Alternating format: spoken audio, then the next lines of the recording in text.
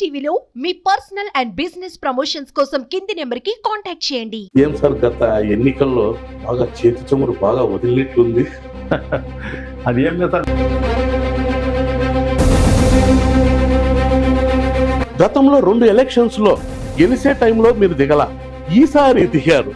ఏ కారణం ఏమంటారు? దీనికి కూడా టైం రావాలనేది వాస్తవమే.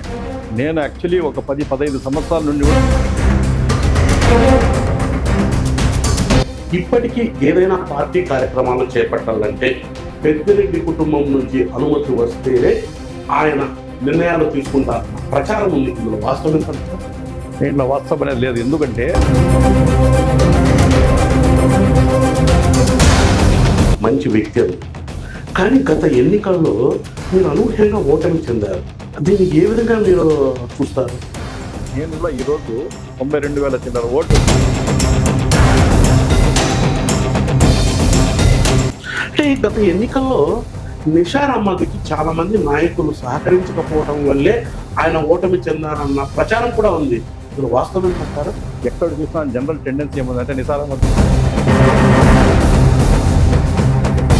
కొంతమంది ముఖ్య నాయకులు మదనపల్లె, తంబలపల్లె, పుంగనూరు నియోజకవర్గాల్లో పెద్ద ఎత్తున కోట్లాది రూపాయల భూ కుంభకోణాలకు పాల్పడ్డారని, వీటిని కప్పిపుచ్చుకునేందుకే మదనపల్లి ఫైల్స్ దహనానికి పాల్పడ్డారన్న ప్రచారం విపరీతంగా సాగింది.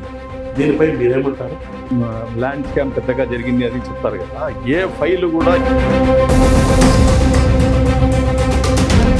వైఎస్ఆర్ కాంగ్రెస్ పార్టీ పాలన కంటే మా పాలన చాలా బాగుంది, ఈ 6 నెలల్లో బేరీజు వేసుకుంటే మేము చేసిన అభివృద్ధి ఎవరూ చేయలేదని చెప్తున్నారు.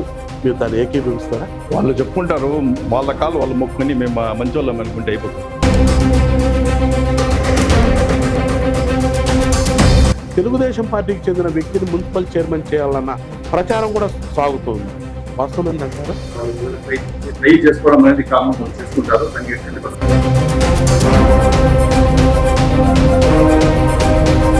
వైఎస్ఆర్సీపీ నాయకుల పేర్లు వినపడినా కూడా మీ పార్టీకి చెందిన చాలా మంది ముందర కూడా రాలేదు. అంటే కేసులు పెడతారని భయమా, లేదా ఇతర కారణాలు ఏమైనా ఉన్నాయా? యాక్చువల్లీ ఆ టైంలో ఏం జరిగిందంటే, ఇది ఎలక్షన్స్ అయిన వెంటనే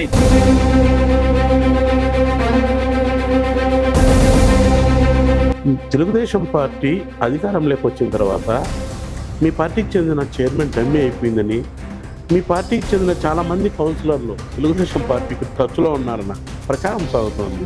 ఇది మీ దృష్టికి వచ్చిందా? ఇప్పుడు ఏమంటే కొన్ని కౌన్సిలర్లు కూడా తోడు ఉన్నారు, కానీ ఇప్పుడు రూలింగ్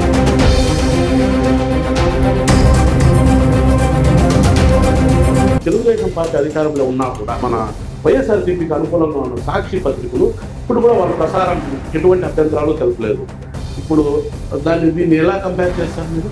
ఒక సమ్ ఇన్సిడెంట్స్ ఏదైనా ఒకటి ఎలా తీసేసుకొని దాని మీద ఇది జరిగిండొచ్చు, కానీ టోటల్ మీడియా అంటే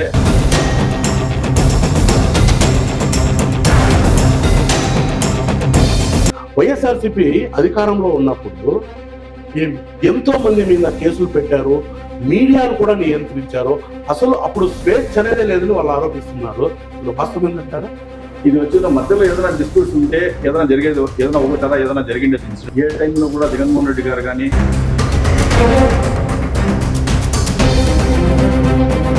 మదనపల్లి నియోజకవర్గం సంబంధించి ఈ 6-7 నెలల పాలన గురించి మీరేం టోటల్ 100% ఫెయిల్యూర్ అని చెప్పాలి. ఎట్లా?